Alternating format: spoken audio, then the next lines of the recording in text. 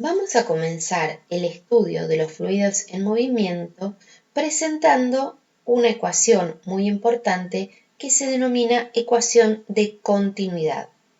Esta ecuación de continuidad se refiere a una ecuación de conservación de una propiedad, en este caso, conservación de la masa. ¿Por qué?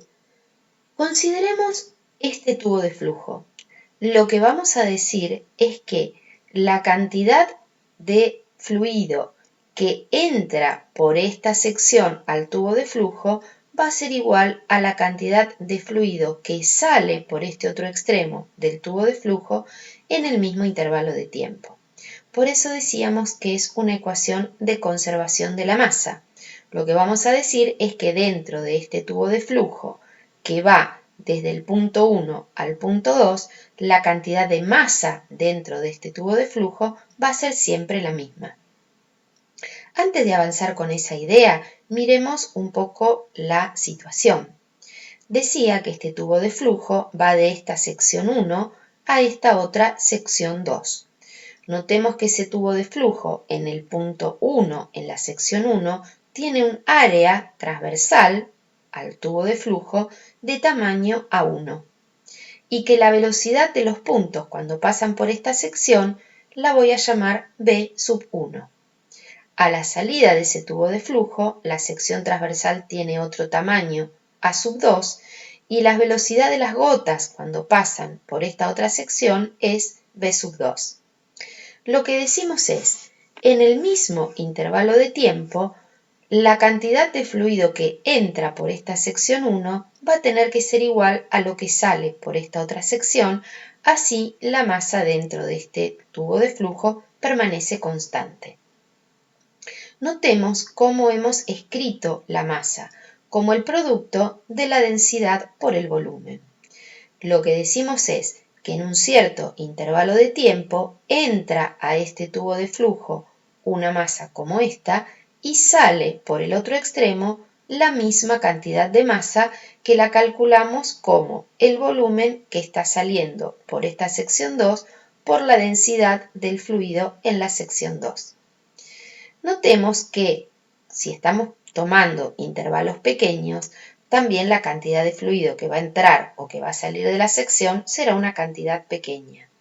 Y la podré representar, interpretar como la masa que ocupa un pequeño cilindro acá de base a sub 1 y de alto igual a la distancia que haya recorrido la gota que entró al comienzo del intervalo de tiempo por este punto, la distancia que recorrió en el intervalo de tiempo que estamos considerando. Por eso el volumen lo estamos pensando como superficie de la base por la altura de este cilindrito. Algo parecido en este otro extremo. Área de la base por distancia que recorrieron las gotas. Notemos que como tienen que ser iguales las masas, si esta sección es menor, el alto tiene que ser más grande. Ahora bien, si estamos suponiendo que el fluido es incompresible, dijimos propiedad que se cumple perfectamente para los líquidos, podemos simplificar la densidad porque va a ser igual la densidad en el punto 1 que en el punto 2. Ahora bien, la velocidad la podemos pensar como distancia recorrida en un intervalo de tiempo, con lo cual la distancia que recorrió cada gota que entró a este tubo de flujo, que lo hizo a la velocidad v sub 1, esa distancia la puedo calcular como el producto de la velocidad por el intervalo de tiempo. Reemplazando este delta x1 por v sub 1 y delta t y el alto de este otro cilindrito que corresponde a la distancia que recorren las gotas cuando salen de este tubo de flujo, lo reemplazo por velocidad 2 por delta t sub 2, por delta t, perdón, como los intervalos de tiempo son iguales, los puedo cancelar y llego a esta relación entre sección transversal y velocidad. Esta es la expresión de la ecuación de continuidad. Antes de analizarla, vamos a repetir una vez más. ¿Qué fuerte hipótesis hicimos? simplificamos las densidades porque consideramos al fluido como incompresible. O sea, estamos pensando que se trata, por ejemplo, de un líquido y de un líquido que se está aproximando a ser ideal. Ahora bien, analizamos ahora qué significa, cómo interpretamos esta ecuación de continuidad. Dice que el producto del área por la velocidad calculada en el punto 1 o calculada en el punto 2 me tiene que dar lo mismo. Para que el producto me dé lo mismo, si la sección transversal es menor, esta velocidad tiene que ser mayor. O sea, esta ecuación de continuidad nos dice que para que la masa dentro del tubo de flujo se mantenga constante, velocidad y sección transversal son inversamente proporcionales. Esto lo tenemos experimentado en la vida diaria. Cuando, por ejemplo, estamos regando el jardín y queremos que la velocidad de salida del agua por el extremo de la manguera sea mayor, lo que hacemos es obturar parcialmente la sección transversal de la manguera. ¿Para qué? Para disminuir la sección. Menor sección va a implicar mayor velocidad para que el producto me dé siempre lo mismo. Recordando esta imagen y haciendo esta relación con nuestra vida cotidiana, no se tienen que olvidar nunca de lo que significa esta ecuación de continuidad. Es la relación de proporcionalidad que tengo entre área y velocidad. Mayor sección transversal en un conducto implica velocidades de menor módulo.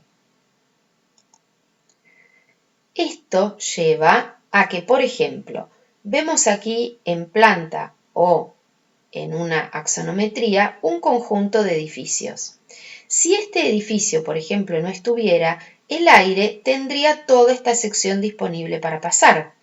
Al haber implantado este edificio en este lugar, se disminuye el área disponible para que el aire pase, que es lo que va a generar que aumente la velocidad. Entonces tenemos que ser conscientes que al implantar, por ejemplo, un edificio, se van a generar un aumento en la velocidad del aire porque cambiamos la sección disponible para que ese aire circulara. Hagamos otra interpretación de esta ecuación de continuidad. Para eso vamos a definir un nuevo parámetro que se llama caudal. ¿Qué es el caudal? Es el volumen que atraviesa una sección transversal por unidad de tiempo. Por ejemplo, cuánto caudal entró a este tubo de flujo significaría qué volumen entró en una cierta cantidad de tiempo. Ya vimos que en un intervalo de tiempo delta t entró un volumen de líquido que queda contenido en este cilindrito. Es como si me parara en un puerto, en la zona de la estación fluvial, en la costa de Rosarina, y midiera en un intervalo de tiempo dado, por ejemplo, 1 minuto, cuál fue el volumen de agua que atravesó una sección transversal al río Paraná, qué volumen de agua atravesó esa sección transversal en ese intervalo de tiempo. Veamos las unidades del caudal. Justamente tiene unidades de volumen sobre unidades de tiempo. En el sistema internacional, metros cúbicos por segundo. Es usual que aparezca también en unidades de capacidad como litro y en diversas unidades de tiempo, litros por minuto, litros por hora, por ejemplo. Pero en cualquier caso, unidades de volumen sobre unidades de tiempo. Entonces, ¿cómo puedo expresar este volumen que entró al tubo de flujo? Dijimos como el volumen de este cilindrito, superficie de la base por altura. Y entró en un intervalo de tiempo delta t determinado. Se cancelan. ¿Y cómo calculamos este caudal? Que dijimos lo definimos como volumen que atravesó una sección por unidad de tiempo. Lo podemos calcular como el producto del área por la velocidad. Entonces, ¿qué es lo que dice la ecuación de continuidad? Dice que el producto del área por la velocidad se mantiene constante en cualquier sección de la cañería o lo que es lo mismo, el caudal es constante. O sea, vamos a decir ahora que el caudal que entró por el punto 1 es igual al caudal que salió por el punto 2 de este tubo de flujo. Entonces, otra manera de expresar o de interpretar esta ecuación de continuidad es decir que el caudal se mantiene constante.